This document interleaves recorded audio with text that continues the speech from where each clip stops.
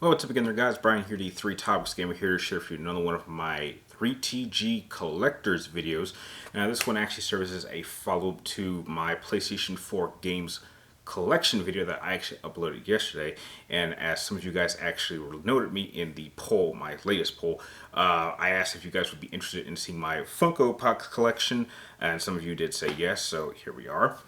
Now, I will say this, my collection is probably not as massive as other collectors' videos that I've actually seen. I think my collection goes a little bit over 20, which I think is a solid collection, at least for me, in terms of the amount of space I can actually fit in my room or I have available to myself. But, you know, I think it's actually a pretty diverse collection of Funko Pops.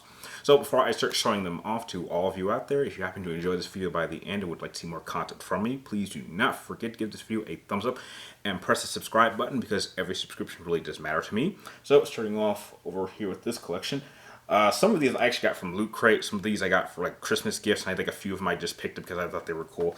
But the first one to go off is Leonardo. He is my favorite Ninja Turtle of all time, no question. So that goes. This one's a little bit strange. This is actually the Joker Batman.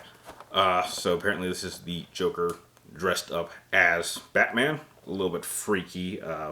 This actually would have gone really well with that Joker-style Batmobile that they actually had near the end of Arkham Knight. So, no, I think this was inspired by that.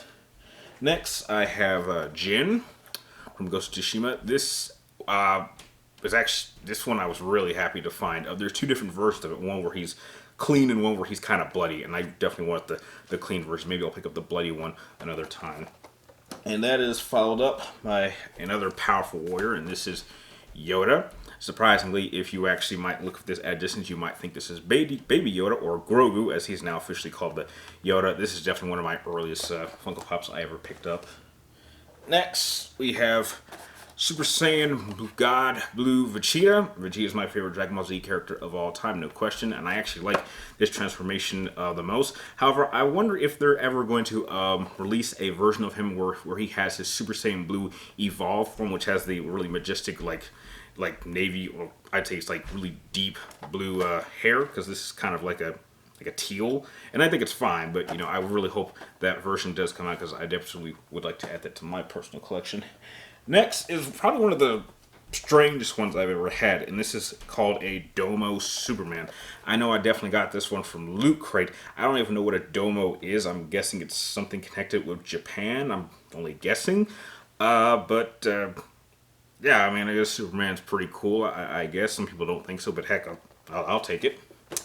Next is one that a lot of people are going to like, and this is actually Groot. This is a Loot Crate exclusive one, and the special thing about this one is actually glow in the dark. And I have tested it out, and it's, you know, it's okay for, you know, because the only part of him that kind of glows up, I believe, is just his hand, and I think maybe part of his head. But yeah, Groot. I am Groot. No, not complaining there. Next, I have, without question, my favorite Power Ranger of all time, Tommy the Green Ranger. The Green Ranger is actually 50% the reason why the color green is my favorite color, and I'm not ashamed to say that, so I always had to add him to my collection. Next, I had to pick this up. Now, this one I actually picked up at, I believe, the last PlayStation experience that they had, and I had to pick up Aloy, who I really love. I think Horizon Zero Dawn was certainly one of the better new franchises that actually came out during the last gen systems, and I'm just excited to get my chance to play the follow-up on the PlayStation 5 coming out this generation, or actually coming out next year. So, Aloy. And on this side, this one I thought it was going to be something else, but then it ended up being another something else, which I'm okay with.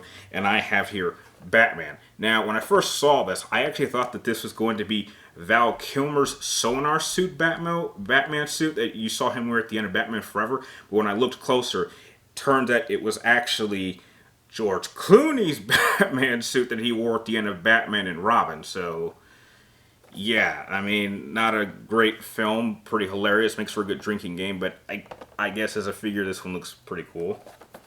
Now, if you guys haven't already figured it out already just from the shirt I'm wearing, I'm a big Yu-Gi-Oh fan, and I actually managed to get all but one Funko Pop from the entire Yu-Gi-Oh collection, which I'm actually really happy of, and there's like a couple of ones I don't know why they're not already out or why they haven't made them yet. But starting off without question, my favorite character from Yu-Gi-Oh! And that is, without question, Seto Kaiba. He is my favorite. Not so big fan of the main heroes, but I do like the kind of anti-heroes that kind of get pushed to the side, but definitely can back up and challenge the main character every single time. Next, I have, of course, his rival, and that is Etem, or as they call him, Yami Yugi. Always got to keep these two together so they can duel to the end of time.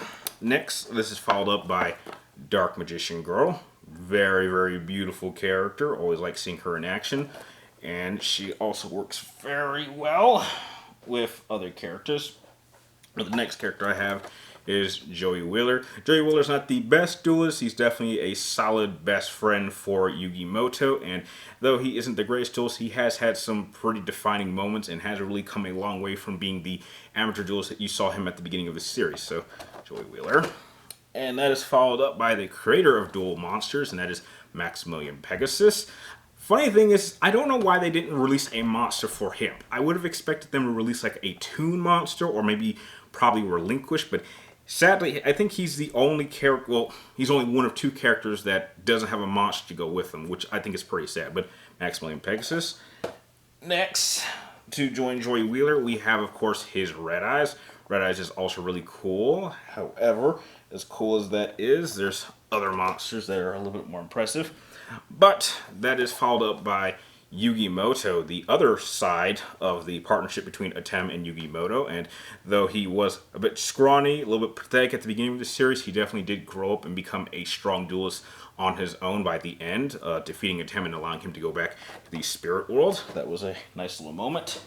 And now we have the greatest rivalry of monsters in the history of the game, and that is, of course, Dark Magician taking on Blue Eyes White Dragon. I actually have decks built specifically around these two cards, and I'm happy to say that they are actually pretty strong. I haven't had a chance to test them out in tournaments, but against friends that I have played them up against, they have said that they actually are pretty solid decks. And the last three that I have are actually some of the more recent ones I actually did pick up. For those of you that actually did see me go through my Christmas video. First one I have is Slifer the Sky Dragon. This is Yugi's or Etem's primary Egyptian god card that he used throughout the Battle City tournament. It's pretty powerful, got some serious effects.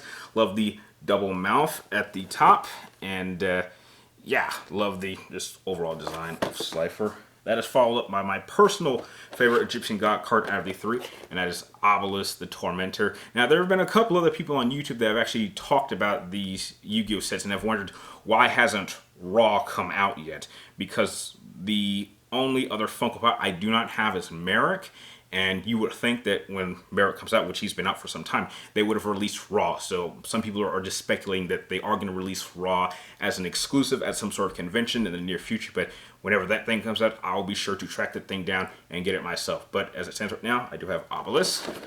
And the last one, and my last Funko Pop for my collection I have, has to be the first big one that they released. And that is Exodia. Exodia is one of the most powerful monsters we ever saw. In fact, I believe it was like the first major powerful monsters we ever saw in the series. And as some of you guys know, if you are somehow able to get all 5 pieces of this card out on the field, you automatically win the duel, making it the only automatic win card we have here on the list. So that about does it for my entire Funko Pops collection. I'd like to hear your guys' thoughts on my collection, and out of all the ones that I have, which one was your personal favorite? Let me know in the comments down below. And like always, thank you guys for watching. You're awesome, and I will see you next time.